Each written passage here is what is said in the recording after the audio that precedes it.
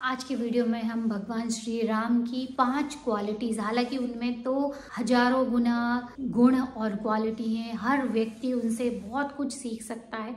पर मैंने जो भी पॉइंट मुझे लॉ ऑफ अट्रैक्शन से कनेक्टेड मिले तो मैंने सोचा आपको ये साथ शेयर किया जाए, क्योंकि जब हम अपने इष्ट को अपने सीख से जोड़ लेते हैं या ज्ञान से जोड़ लेते हैं तो उसमें और पावर आ जाता है, क्योंकि हमारा बिलीफ सिस्टम बचपन से लेके अब तक यही बना है।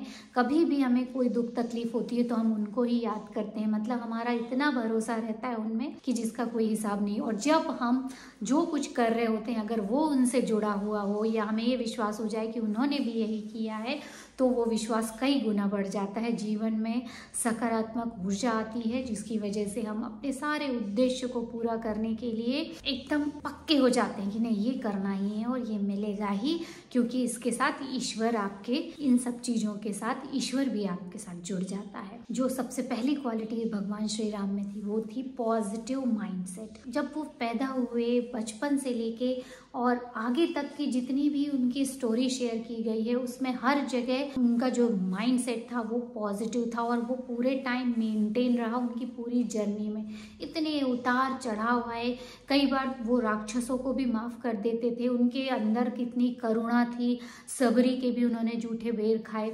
इसके अलावा वो अनवेवरिंग था, मतलब उनका माइंड जो था वो अब दुख और सुख इन सबसे परे था, जिसको हम बोलते हैं ना साक्षी बनके वो हर चीज को देखना। तो वो पॉजिटिव माइंडसेट इतना ज़्यादा उनका अच्छा था और वो मेंटेन रहा। जैसे आप देखिए कि जब उनको राजा बनना था जिस दिन, उसी दिन उनको कैकेयी माता की वचन की वजह से वो राजा नहीं बनाया गया, और इतना ही नहीं उनको 14 वर्ष का वनवास भी दे दिया गया, फिर भी वो दुखी नहीं हुए। वहाँ के श्लोकों में ये सब कुछ साफ साफ लिखा हुआ है कि उनको दुख इस बात का था कि उनपे भरोसा नहीं किया उनकी माता ने, इस बात का दुख नहीं था कि उन्हें राजा नहीं बनाया। और दूसरी बात, वो निश्चित मतलब कमिटमेंट देखिए उनका कितना था अपने वचन के प्रति, अपने कार्य के प्रति। वो रघुकुल रीत सदा चली आई, प्राण जाए पर वचन न जाए। इससे पूरा समझ में आता है कि कितना ज़्यादा पॉजिटिव माइंडसेट था और वो पूरे टाइम मेंटेन था उनकी पूरी जर्नी में। तो लॉ ऑफ अट्रैक्शन में भी हम पॉजिटिव माइंडसेट को मेंटेन करने के लिए बोलते हैं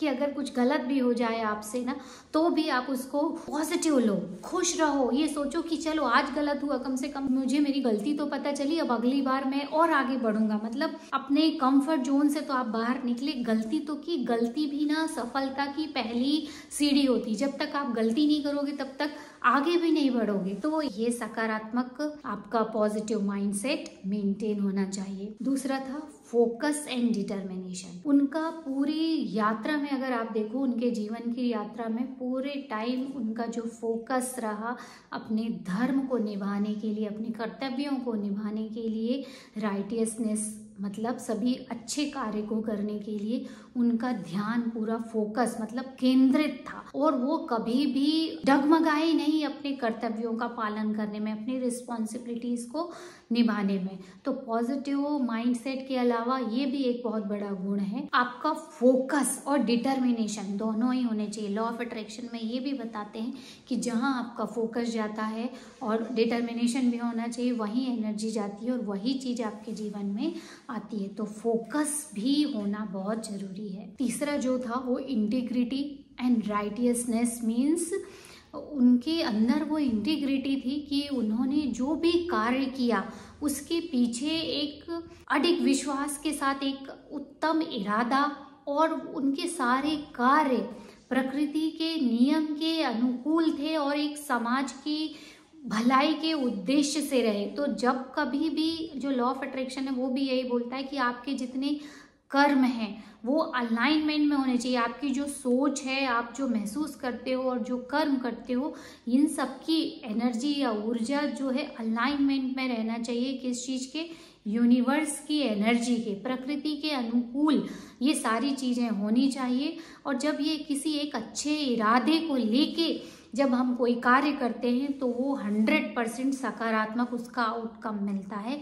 ये भी एक उनमें बहुत बड़ा गुण था। इससे भी लॉ ऑफ अट्रैक्शन के जो प्रिंसिपल्स हैं वो बहुत कुछ मिलते जुलते हैं कि हमको सकारात्मक आउटकम के लिए एक अच्छा उद्देश्य या अच्छा इरादा होना चाहिए। The power of intention by Wayne Dyer. आप देखिए कि इंटेंशन बहुत इंपॉर्टेंट होती है, उसी से फीलिंग क्रिएट होती है। और फोर्थ गुण उनमें था लीडरशिप इन्फ्लुएंस। भगवान श्री राम, उनमें सारी काबिलियत थी, एक उत्तम नेता, नेतृत्व करने की काबिलियत थी। वो उतार चढ़ाव में वो स्टेबल रहते थे, धैर्य बंधाते थे। उनको मालूम था कि असली परिणाम क्या होगा, यह सत्य की ही विजय होती, पर ऊपर नीचे उबड़ खाबड़ रास्ते मिलते हैं, मतलब हमको बहुत सारे ऑब्स्टिकल्स आते हैं, प्रॉब्लम्स आती, पर उनसे वो कभी घबराए नहीं।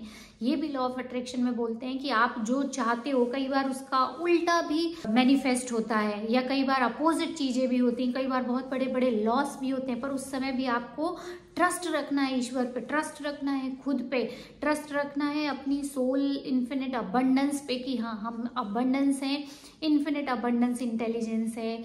ये सारी चीजें हमको सीखना चाहिए कि हमें ऑब्स्टिकल्स आ जाए तो ये नहीं कि ये तो काम ही नहीं करता है, या यूनिवर्स ब्रह्मांड कहाँ है, कौन हमारा साथ देता है, ये सब चीजें नहीं।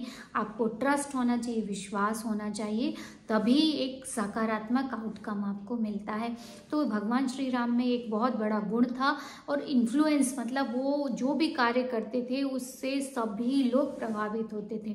तो लॉ ऑफ अट्रैक्शन में भी बोलते हैं, जब हम खुद पे काम करने लगते हैं, आत्मज्ञान होने लगता है, आत्मबोध होने लगता है, पॉजिटिव एनर्जी हमारे अंदर रहती है, तो हम खुद ही एक लीडरशिप की जर्नी में आगे बढ़ जाते हैं, इन्फ्लुएंसर बन जाते हैं, लोग को हम सलाह देने लगते हैं, लोग हमसे इंस्पायर हो जाते हैं, और फिर वो हमारे जीवन में तो अच्छा परिणाम लाते ही हैं, दूसरों के जीवन में भी अच्छा परिणाम लाने लगते हैं। एंड लास्ट क्वालिटी थी वो फेथ एंड बिलीव। भगवान श्री राम को गहरा विश्वास था, जो उद्देश्य है उनका वो पूरा करने की उनके अंदर काबिलियत तो है ही, साथ में उससे जो आउटकम निकलेगा वो समाज के लिए एक बहुत बड़ा एग्जाम्पल बनेगा। लोग उसको सदियों तक उन सब चीज़ों से सीख लेंगे, अपने जीवन को बेहतर बनाएंगे। एक अच्छा जीवन जीने के लिए जितनी चीज़ों की आवश्यकता थी, जितनी टीचिंग्स की आवश्यकता थी, वो उन्होंने पूरी अपने जीवन में दी, और उनसे हम ये सब सीख सकते हैं कि कैसे हमें डीप फेथ होना चाहिए, ट्रस्ट होना चाहिए ईश्वर पे, हमारे खुद की काबिलियत पे, कि हम उस उद्देश्य को पूरा कर सकते हैं। लॉ ऑफ अट्रैक्शन में भी कई बार एफर्मेशन भी यही बताई जाती कि I can do it, I have a faith, I have trust on my abilities. तो ये चीज़ें भी प्रभु श्री राम के चरित्र से, प्रभु श्री राम के गुण से हम ले सकते हैं, प्रेरणा ले सकते हैं कि अनवेवरिंग ट्रस्ट होना चाहिए, वॉक ऑन फेथ मतलब भगवान पे भरोसा करके कदम आगे बढ़ाना चाहिए, सकारात्मक जीवन जीना चाहिए। आई होप कि ये पांचों क्वालिटी जो भगवान श्री राम की थी, हो सकता है और बहुत डीपली कोई इसको बहुत अच्छे से समझा सके तो आप उनसे भी समझिए, पर मुझे जितना समझ में इसमें से आया, मैंने पूरी कोशिश की पूरी ईमानदारी के साथ कि आपको उसका एक बहुत अच्छा पक्ष में ला के दूँ, ताकि आपका भरोसा लॉ ऑफ अट्रैक्शन के सही प्रिंसिपल पर पड़े, ताकि आप उनको अपने जीवन से जोड़ के सकारात्मक जीवन जीने के लिए, एक बहुत श्रेष्ठ उद्देश्य की पूर्ति के लिए खुद को तैयार करो और अपने जीवन को भी सकारात्मक बनाओ। बस इसके साथ ही इस वीडियो को खत्म करते हैं और कल मिलेंगे एक नए वीडियो के साथ। तब तक गुड बाय।